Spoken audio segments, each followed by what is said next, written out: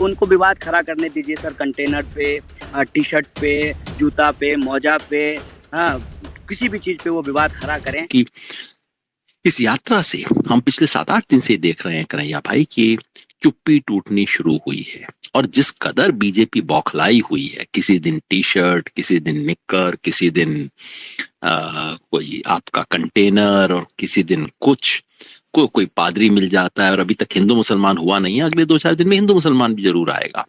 तो जितनी बीजेपी बौखलाई हुई है, तो मैं समझता हूं कि कम से कम वही इसका एक स्पष्ट प्रमाण है कि तीर निशाने पे लग रहा है, और देश को तोड़ने की कोशिश करने वाले लोग अगर बौखलाए हैं, परेशान हैं, तो जरूर इस यात्रा की बेहद जरूरत रही होगी। लेकिन जिस तरह की कंट्रोवर्सीज उठी हैं, उसके बारे में कुछ कहें, आपके कंटेनर से लेके तमाम कंट्रोवर्सीज। मेरे ख्याल से सर ये जो विवाद का मसला है, तो उनको वो विवाद करेंगे क्योंकि उनकी पूरी की पूरी राजनीति जो है वो विवाद पे चलती है। हमारी इस यात्रा का मूल उद्देश्य है संवाद करना। जब हर तरफ बिला वजह का, बिना जो है जिससे आम लोगों को कोई लेना देना नहीं है, मतलब कोई व्यक्ति, राहुल गांधी कौन सा टी शर्ट पहन रहे हैं, इससे इस देश के 140 करोड़ लोगों का जो जीवन की समस्या है वो हल नहीं होती है। हम क्या पहन रहे हैं, आप क्या पहन रहे हैं, राहुल गांधी क्या पहन रहे हैं, इससे ज़्यादा ज़रूरी तो ये है ना कि इस देश के आम लोगों को पहनने के लिए कपड़ा मिल रहा है कि नहीं मिल रहा है, उनको खाने के लिए चीज़ें मिल रही हैं कि नहीं मिल रहे हैं, जो किसान चीज़ों को पैदा कर रहे हैं उनको उनकी पैदावार का दाम मिल रहा है कि नहीं मिल रहा है।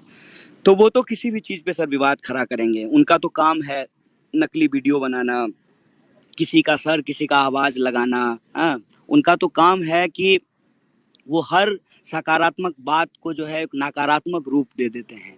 तो उनके इस विवाद से ही आगे बढ़ करके हम संवाद करना चाहते हैं। वो हमको बार बार विवादों में उलझाना और घेरना चाहेंगे, और हमारी बार बार कोशिश है कि यह देश जो है उसमें संवाद की परंपरा है, शास्त्रार्थ की परंपरा है। आप किसी भी दौर में देख लीजिए क्या क्या होता है सनातनी मूल्य। सनातनी मूल्य तो यही है ना कि आप बात करते हैं, अपने विरोधी मत को भी आप सुनते हैं। तमाम जो हमारी जो पुरातन संस्कृति है उसमें संवाद जो है वो एक अहम रोल रहता है, जो है वो रखता है। और भारत में जो है आप दर्शन को देखें तो द्वैतवाद भी है, अद्वैतवाद भी है, आस्तिकता भी है, नास्तिकता भी है। अगर एक तरफ जो है आदर्शवादी दर्शन है तो दूसरी तरफ चारवाक का भी दर्शन है। तो भारत की इतनी बड़ी जो सांस्कृतिक विरासत है, इतनी बड़ी जो परंपरा है, उसमें संवाद एक बहुत अहम चीज़ है। और हम ये देख रहे थे कि आज के जो तंत्र हैं, जो आपने बिल्कुल ठीक कहा कि जो है गण को तंत्र से जो है जोड़ना, क्योंकि तंत्र जो है गण पे हावी हो रहा है, लोकतंत्र जो है कहीं ना कहीं लाठी तंत्र के रूप में तब्दील होता जा रहा है।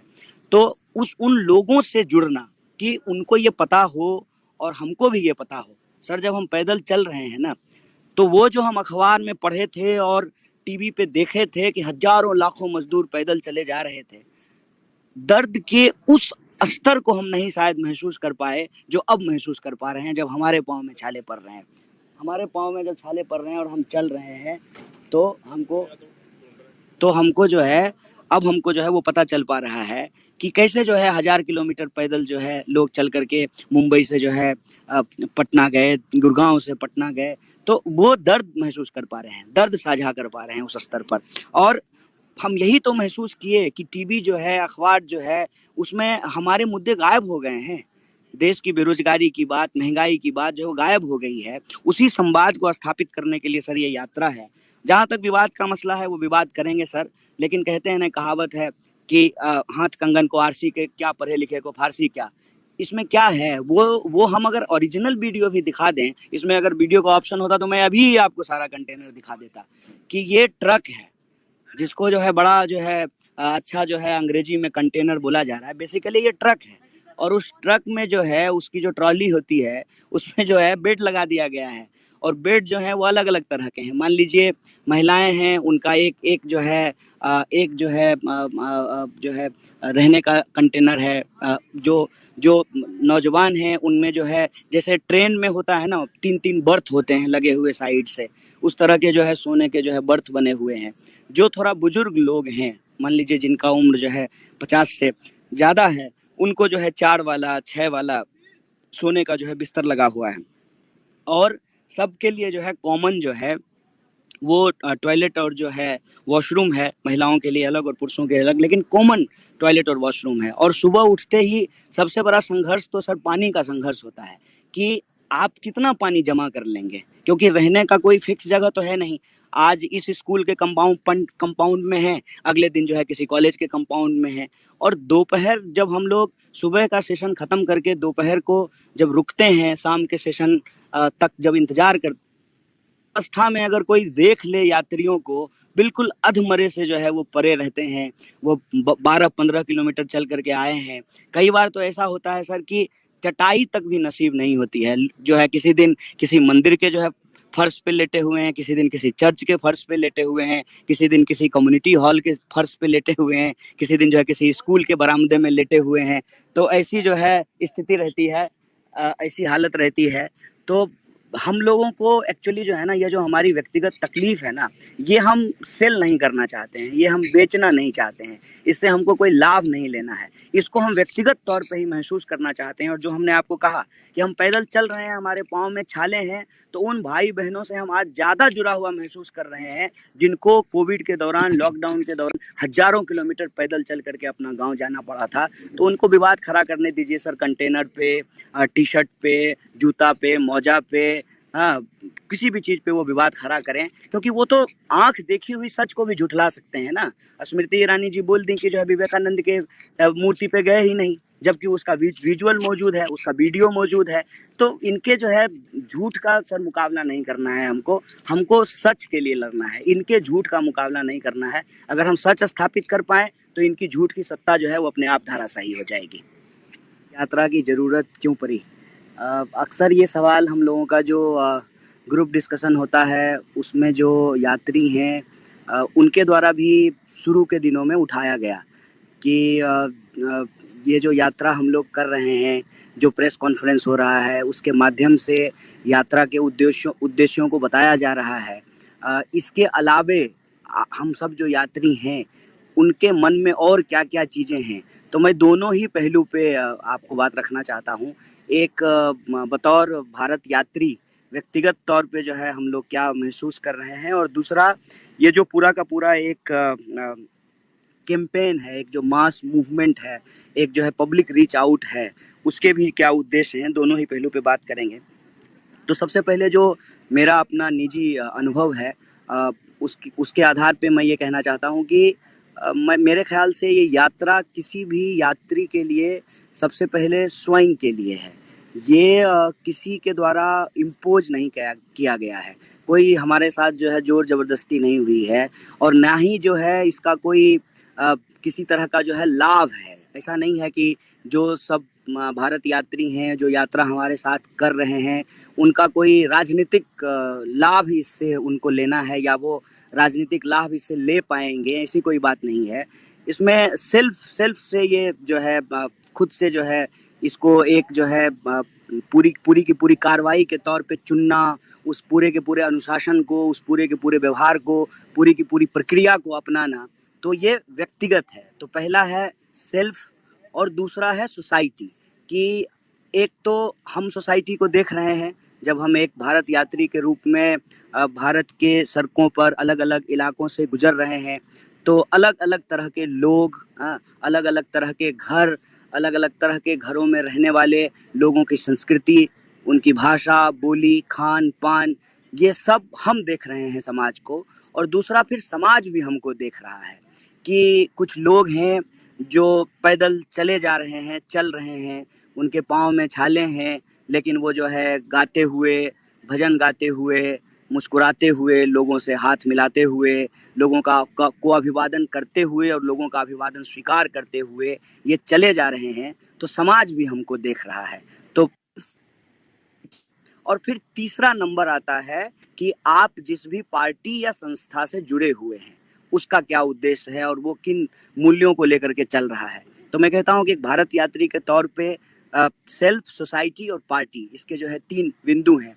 वैसे अगर हम इस पूरे के पूरे जो है मुहिम को, इस पूरे के पूरे आंदोलन को, इस पूरे के पूरे मास मूवमेंट को अगर हम देखें, तो बार-बार जो है बताया गया है कि भारत जोड़ो यात्रा के 3 मुख्य उद्देश्य हैं। पहला है आर्थिक, दूसरा है सामाजिक और तीसरा है राजनीतिक।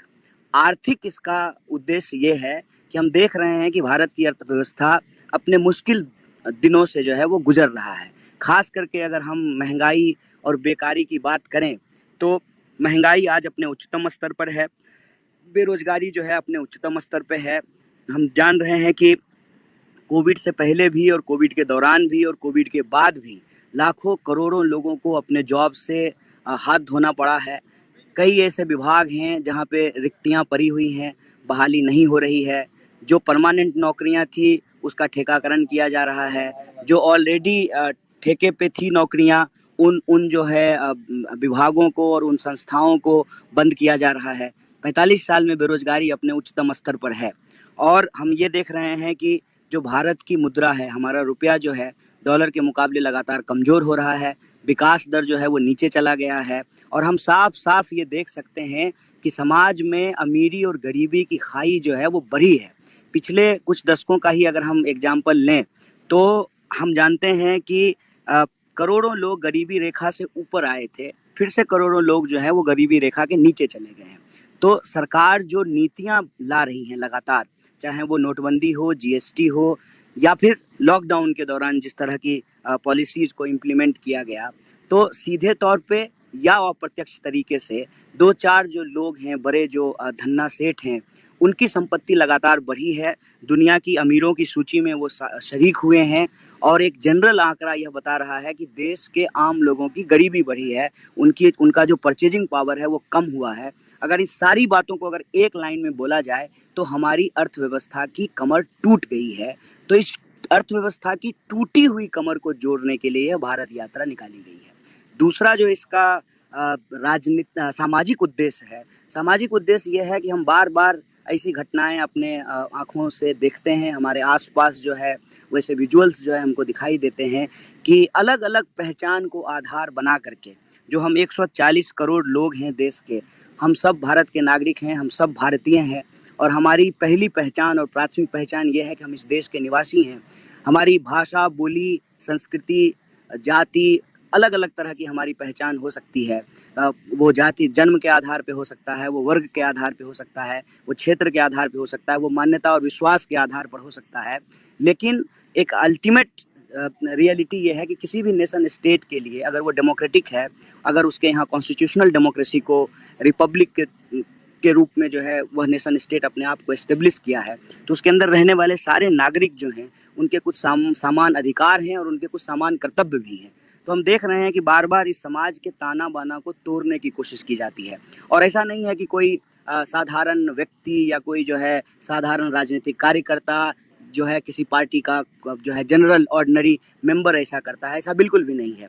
जो सम्मानित पदों पर बैठे हुए हैं, प्रधानमंत्री हैं, मुख्यमंत्री हैं, गृह मंत्री हैं, उनके अगर आप राजनीतिक भाषणों को, उनके विचारों को जो ऑलरेडी पब्लिक डोमेन में है उसको सुनेंगे तो आपको महसूस होगा कि कहीं ना कहीं समाज को बांटने की कोशिश की जा रही है। लगातार राजनीति में नफरत के आधार पर जो है ध्रुवीकरण किया जा रहा है और यह जो आर्थिक पहलू हमने आपको कहा और यह जो सामाजिक स्थिति है, यह आपस में बड़ी गहराई से जुड़ा हुआ है। आप इसको अलग नहीं कर सकते हैं। जैसे दूध में मलाई भी होती है और पानी भी होता है, आप उसको अलग नहीं कर सकते हैं। तो ये दोनों पहलू आपस से जुड़े हुए हैं और हमारा यह व्यक्तिगत मत है कि यह जो आर्थिक लूट है, जिसको हम कहते हैं कि सार्वजनिक संपत्तियों की लूट की जा रही है, औने पौने दाम पे उनको बेचा जा रहा है और सरकार के जो करीबी हैं, जो दोस्त हैं, उनको भारी छूट दी जा रही है। तो इस तरफ लोगों का नज़र ना जाए, इसलिए यह ज़रूरी है कि इस आर्थिक लूट की तरफ लोग ना देखें। इसीलिए उनका ध्यान भटकाने के लिए, डाइवर्ट करने के लिए यह समाज को जो है बांटा जा रहा है, समाज में जो है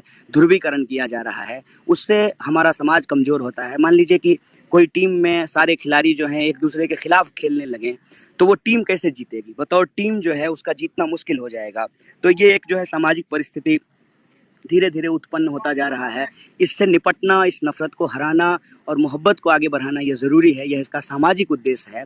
तो हम बार बार कहते हैं कि भारत जोड़ो का मतलब है भारत की संस्कृतियों, मान्यताओं, पुराणों, ग्रंथों, इन तमाम भाषाओं, बोलियों सबको आपस में जोड़ना, जिससे भारत अपने आप में जो एक देश के रूप में परिष्कृत होता है, निर्मित होता है। ये इसका सामाजिक उद्देश्य है और आर्थिक लूट को छुपाने के लिए समाज को आपस में डिवाइड करना, ये बिल्कुल ब्रिटिशर्स की पॉलिसी है, ये नहीं होना चाहिए। और इसका जो तीसरा पक्ष है, राजनीतिक पक्ष, जिसमें हम कह रहे हैं कि हम बराबर यह देख रहे हैं कि हमारी लोकतंत्र जो है वो अपनी एक कई उतार चढ़ाव को देखा है हमने, बहुत सारी चीज़ें देखी हैं, अच्छी भी हुई हैं, बुरी भी हुई हैं। उसमें जो है कांग्रेस पार्टी भी शासन में रही है, उसके शासन में भी आप अच्छा और बुरा ढूंढ करके निकाल सकते हैं, इससे मैं इनकार नहीं कर रहा हूँ। लेकिन आज हम राजनीतिक संस्कृति में क्या देख रहे हैं कि खुले तौर पे लोकतंत्र ऐसा लगता है कि डेमोक्रेसी ऑन सेल चला गया है। और ऐसी परिस्थिति कैसे पैदा हो गई है कि विचारधारा जो है राजनीति में कुछ नहीं रह गया है, कोई आज यहाँ है कल वहाँ चला जाता है, उसका जो केंद्र बिंदु होता है विचार, वो धीरे धीरे राजनीति से जो है वो शून्य होता जा रहा है, गायब होता जा रहा है। और डर और स्वार्थ या जो है आप बिकाऊपन की एक राजनीति कह लीजिए, उसका जो है बार बार इस्तेमाल किया जाता है। सत्ता का इस तरीके से केंद्रीकरण किया जा रहा है कि अंतिम पायदान पे खड़ा व्यक्ति जो है लोकतंत्र के प्रति जो है उसकी विश्वसनीयता कम होती जा रही है। तो हम ये देख रहे हैं कि एक ट्रेंड बन गया है कि जब भी कोई सत्ता का सरकार का अगर विरोध करे तो केंद्रीय एजेंसियों का इस्तेमाल करके उसको डराना, उसको धमकाना, उस राजनीतिक आवाज़ को जो है चुप कराना, यह जो है षड्यंत्र जो हम देख रहे हैं। आप जानते हैं कि दर्जनों पॉलिटिकल प्रिजनर्स जो हैं वो बंद कर दिए गए हैं सिर्फ और सिर्फ अपने राजनीतिक ख्याल को रखने के चलते। तो यह जो राजनीतिक संस्कृति है वो भारतीय लोकतांत्रिक परंपरा के विरुद्ध है। और यह जो हमारी राजनीतिक संस्कृति है जिसको हम कहते हैं कि मल्टी पार्टी सिस्टम है, मल्टी पार्टी सिस्टम का एग्जाम्पल हम उस वक्त भी देखते हैं जब नेहरू जी देश के पहले प्रधानमंत्री बने तो उनके मंत्रिमंडल में जो है डॉक्टर बाबा साहब भीमराव अम्बेडकर भी थे और उनके मंत्रिमंडल में जो है श्यामा प्रसाद मुखर्जी भी थे।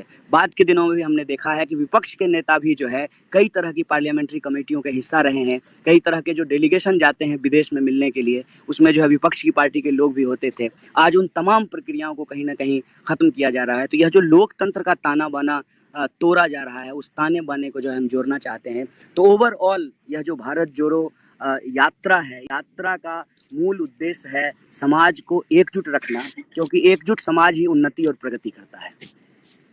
खबरों में बने रहने के लिए फोरम 4 को सब्सक्राइब करें और नोटिफिकेशन पाने के लिए बेल आइकन दबाएं।